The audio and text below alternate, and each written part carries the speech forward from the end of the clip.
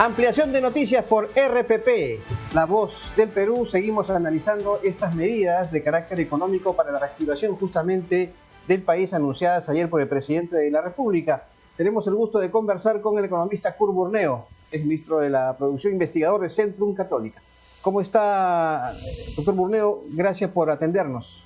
Muy buenos días. Muchas gracias por la invitación. Un saludo a Carlos y a la señorita del Riego. ¿Qué tal? ¿Cómo está? Bueno, hay un tema que también nos interesa y es los resultados del ranking de competitividad mundial 2020. ¿Cómo se encuentra el Perú? ¿Cuál es el porcentaje o el puntaje del Perú en este ranking? ¿Qué aspectos influyen aquí básicamente para que tenga un determinado registro? Yo diría, digamos, que el avance ha sido marginal en términos de posiciones relativas.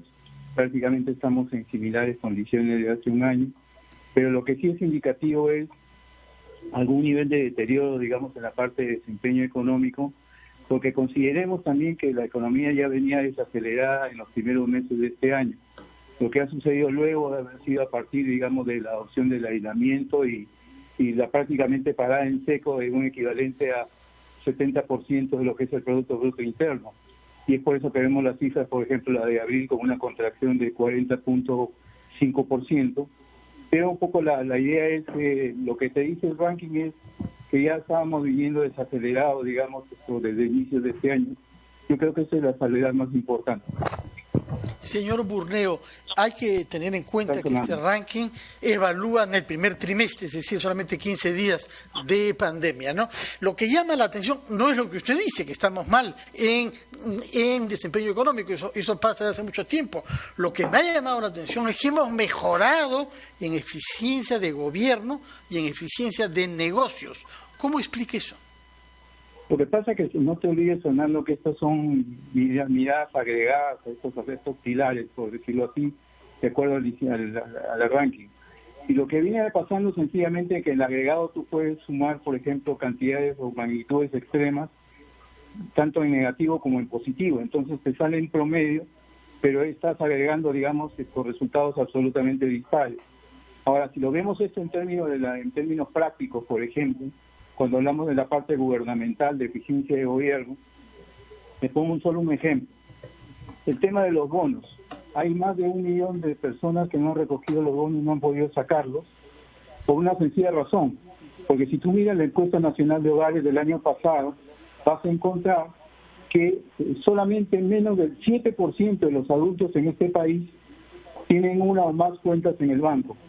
Y menos del 2% de los adultos en este país hacen transacciones por Internet. O sea, si no tienes esos puntos terminales, por ejemplo, de apoyo para lo que es el suministro de la ayuda, en este caso estatal, tienes los resultados que estamos viendo ahora. Pero, señor Burneo, todas esas cosas se sabían. O sea, lo que resulta extraño es que se hayan tomado medidas que significaban que la gente tuviera acceso a Internet, que la gente tuviera cuentas en el banco, cuando en realidad esa es una información que no hemos descubierto hoy, ni ayer. Y se dijo, el gobierno no está focalizado, ni siquiera tenemos una focalización de cuáles son nuestros pobres. Además, se canalizó la ayuda social a partir de los gobiernos regionales y municipales cuando se sabe que ahí hay muchísima corrupción. La pregunta es, ¿hemos llegado hasta acá aleatoriamente, porque así es el mundo, porque tenemos mala suerte, o por una serie de medidas que se tomaron sobre la base de una realidad que no era la nuestra? Sin duda, Patricia, te doy un 100% de razón.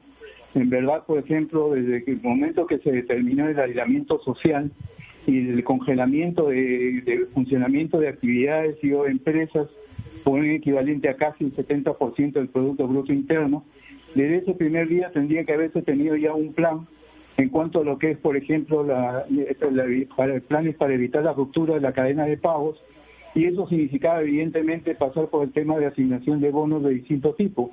Entonces son estas cosas quizás las que desnudan, vamos a decir así, a cuerpo entero, un poco las limitaciones estructurales que tenemos como Estado. Pero yo siempre diré que al final de cuentas una crisis es una oportunidad de mejora, y supongo yo, digamos, que las autoridades locales en la parte económica estarán tomando la providencia del caso. ¿Para qué? Porque nada nos libra de una segunda pandemia o lo que fuese, para coger uno mejor preparado, porque definitivamente esta vez no lo estuvimos, porque los resultados son más o menos contundentes y obvios, ¿no? Y horrendos.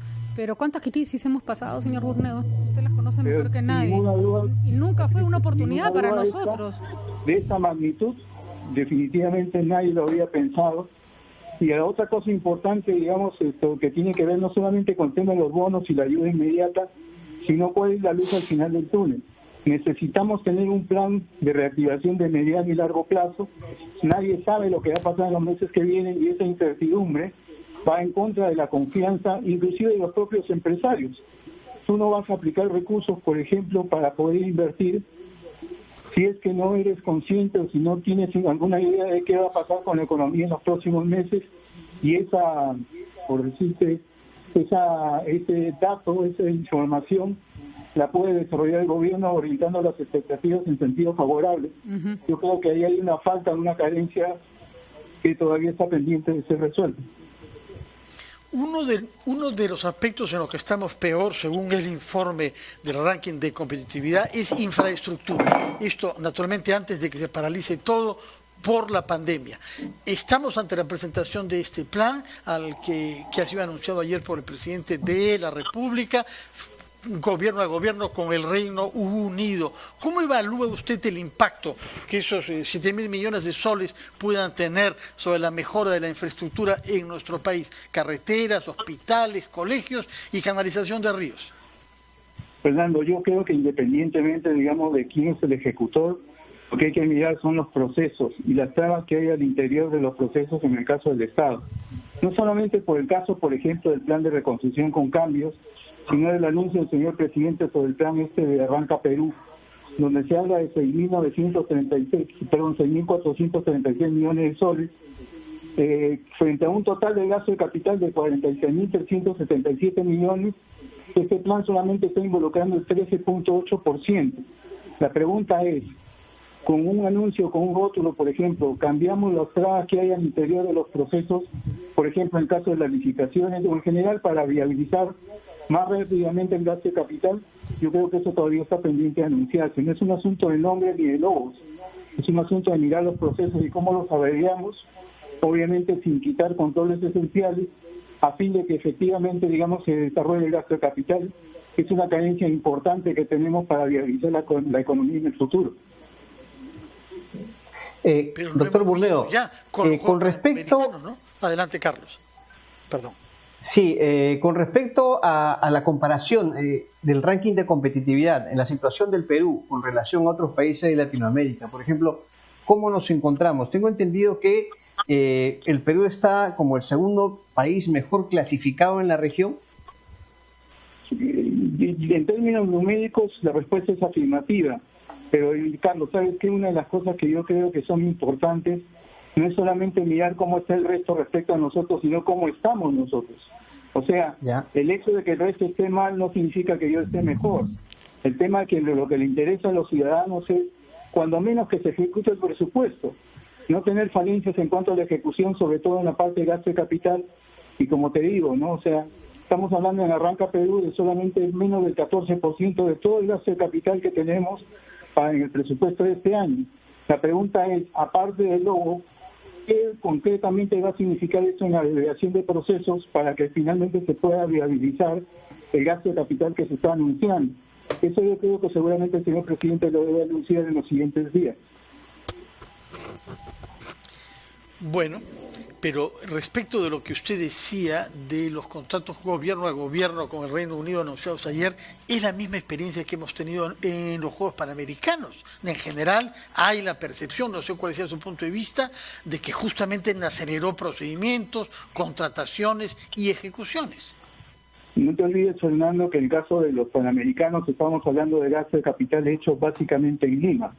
Aquí estamos hablando, digamos, de gasto de capital descentralizadamente a nivel del país, y en ese sentido tienen que mucho que ver, por ejemplo, las facilidades que puedan dar los gobiernos regionales y los gobiernos locales, porque no vaya a ser, por ejemplo, como lo que está pasando con el tema de los protocolos, donde los gobiernos locales están entrando, inclusive ingresando en funciones que le corresponden al Ministerio de Salud, tratando de regular, por ejemplo, qué cosa es desinfectante y qué cosa no lo es. Cuando esas son atribuciones exclusivas del Ministerio de Salud, Las municipalidades están entrando a fiscalizar, por ejemplo, los componentes desinfectantes, y obviamente el empresario no sabe a quién hacerle caso, al protocolo del MINSA o a las ordenanzas que vienen a partir de las municipalidades. Este tema de los gobiernos locales o municipalidades para facilitar lo que es el reinicio de las actividades económicas me parece que es crucial en estas semanas. Muy bien.